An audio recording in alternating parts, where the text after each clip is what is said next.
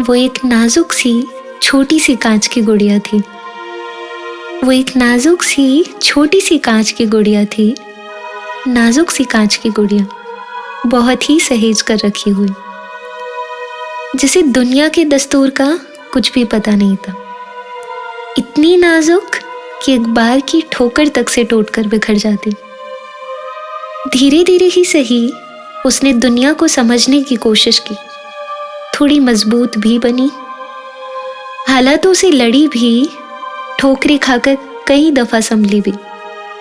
पर एक दिन वो नाजुक सी कांच की गुड़िया टूटकर बिखर गई।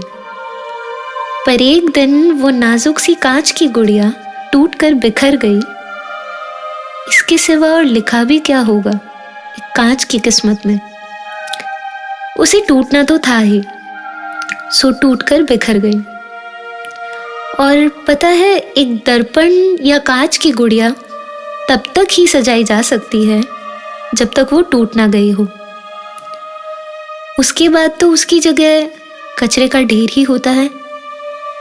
वो कांच की गुड़िया जो अब टुकड़ों में तब्दील हो चुकी थी, बिखर कर अपना अक्स खो चुकी थी और इंतजार कर रही थी कचरे के ढेर में मिल जाने का, उसे एक शख्स ने थाम लिया। वो कांच की गुड़िया जो अब टुकड़ों में तब्दील हो चुकी थी, बिखर कर अपना अक्स खो चुकी थी और इंतजार कर रही थी कचरे के ढेर में मिल जाने का, उसे एक शख्स ने थाम लिया। ना सिर्फ उसने उसे थामा, संजोया, जोड़ा उन तमाम हिस्सों को, बल्कि उन दरारों को सोने से मढ़ दिया। ना सिर्फ उसने उसे थामा, संजोया, जोड़ा उन तमाम हिस्सों को, बल्कि उन दरारों को सोने से मढ़ दिया।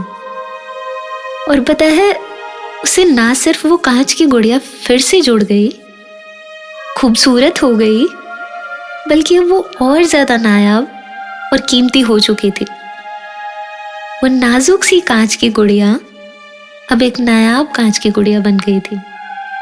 वो नाजुक सी गुड़िया अब एक नायाब कांच की गुड़िया बन गई थी।